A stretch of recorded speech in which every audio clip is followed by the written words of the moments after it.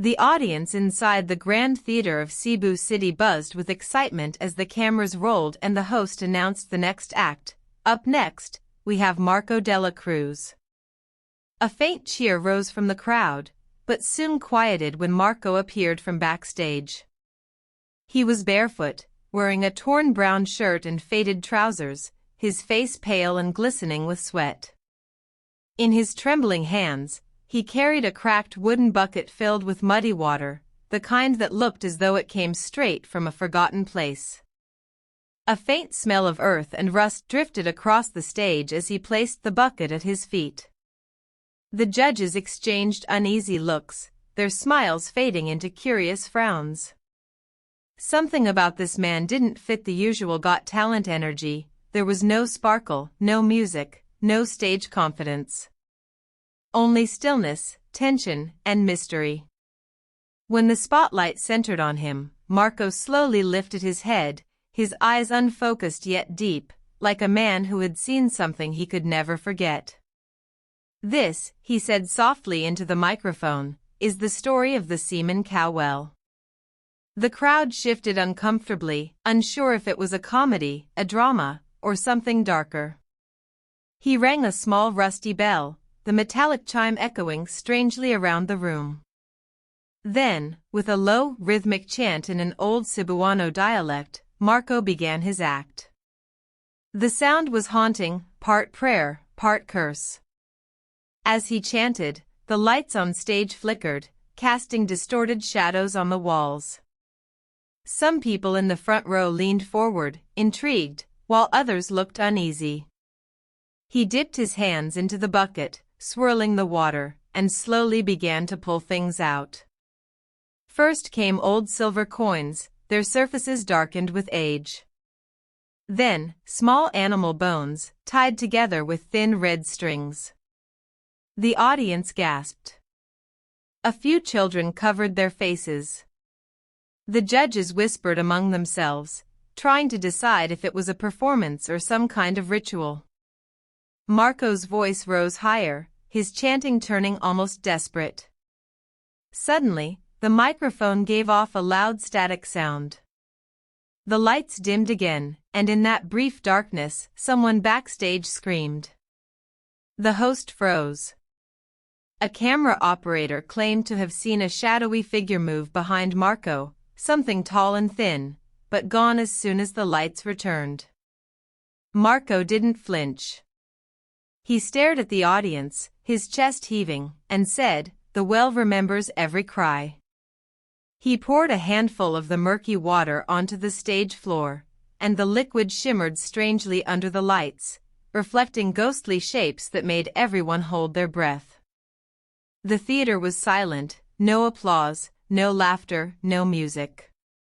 Only the sound of water dripping and Marco's shallow breathing. Then he bowed, quietly picked up his bucket, and walked off stage. The judges didn't speak for several seconds. Finally, one whispered, "What did we just see?" No one had an answer. In that moment, the glitz of Got Talent turned into something else entirely. A haunting memory that would echo far beyond Cebu City's stage. Backstage, tension hung heavy in the air like mist after a storm.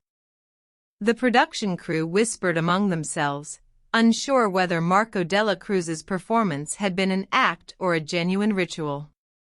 The director, a seasoned American producer who had seen hundreds of strange auditions, stood frozen near the monitor, replaying the scene on loop. Each time Marco poured the murky water from the Cemon Cow Well, a faint, unexplainable shadow seemed to flicker across the screen. "Could be lighting," one technician muttered. But the sound engineer shook his head. "No, that sound, the one in the mic, wasn't static. It was breathing."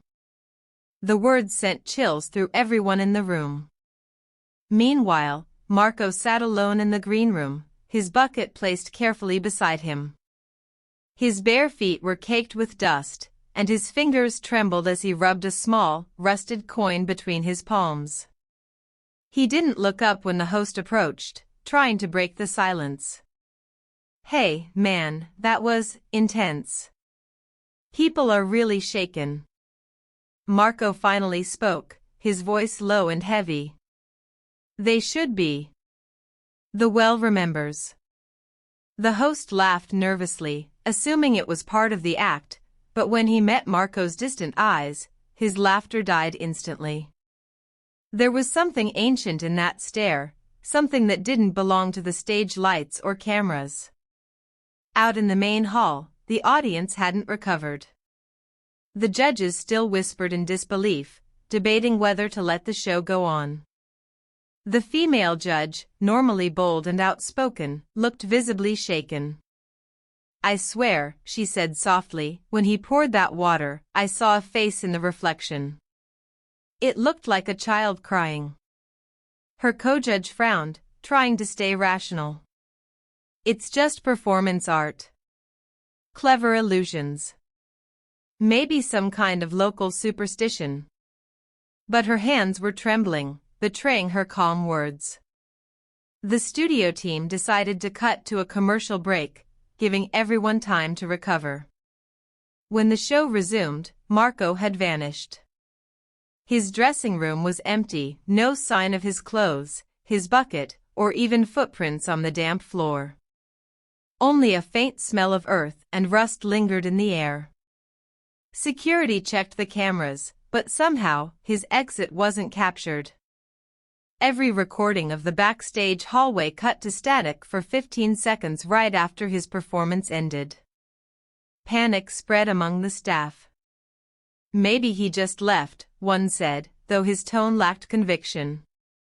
That night, when the episode aired on television across the USA and the Philippines, millions of viewers replayed Marco's act in slow motion. Some claimed to see shadows moving independently of him. Others swore they heard whispers under his chant, voices begging for release. Forums exploded with theories, some calling him a fraud, others a cursed man channeling spirits through the Cemon Cow Well. The performance had transcended entertainment, it became an urban legend overnight. And though Marco Dela Cruz was never seen again, his act remained one of the scariest moments in Got Talent history, forever haunting those who witnessed it live weeks passed after Marco Dela Cruz's terrifying audition in Cebu City. But the mystery only grew darker. The producers of Got Talent's Scariest Auditions tried to move on, airing new episodes and focusing on lighter, happier acts, yet Marco's name continued to dominate headlines across the Philippines and even the USA. Viewers who had seen the episode reported strange experiences, televisions flickering, whispers heard late at night, or sudden chills whenever the clip of the Cemon Cow Well performance appeared. Social media was flooded with theories. Some believed Marco was an actor pulling an elaborate hoax. Others claimed he had awakened an ancient Cebuano curse, one that was never meant to be witnessed by outsiders. The debate went viral, transforming Marco from a poor performer into a legend of fear. The production team, however, was still haunted by what had happened backstage. Security staff came forward saying that in the nights following Marco's act, they heard the faint sound of a bell ringing from the empty stage. At first, they dismissed it as imagination, until one evening, a janitor cleaning the floor found wet footprints leading from the stage to the back exit. The footprints were small, barefoot, and covered in black mud, the same kind of mud Marco had carried in his bucket. When they reviewed the CCTV footage, the cameras once again went to static for the same 15 seconds Marco disappeared. No explanation, no interference, just silence and darkness. Fear began to spread through the staff, and even the show's director admitted that something unseen might have followed Marco from his hometown. Out in the rural provinces near Cebu, reporters searched for the truth about the Cemon Cow Well. Local villagers told them stories passed down through generations. They spoke of a poor farming community struck by drought decades ago. Desperate for water, the villagers built a deep well, But when a cow fell inside and died, they believed its spirit cursed the water. Anyone who tried to draw from it would hear voices crying from below, the sound of hooves scraping against stone. The well became forbidden, sealed off by elders who said the dead had claimed it. Marco, they said, was born near that very well. His family lived in poverty, and his father once used the cursed water to feed their crops, bringing sickness and death to their home. The villagers whispered that Marco had spent his youth trying to appease the spirits trapped in that well. As the legend resurfaced, the world realized Marco's act wasn't mere performance, it was a plea. A poor man carrying his family's curse onto the world stage, asking to be seen, to be freed, even if it meant terrifying millions. The final scene of his audition, the eerie silence after his bow, gained new meaning. Viewers now said it wasn't fear they felt, it was sorrow. Marco Dela Cruz, the boy from Cebu's cursed well, had vanished, but his haunting performance lived on as a reminder that sometimes, the most terrifying stories come not from fiction, but from the forgotten pain of the poor who suffer unseen.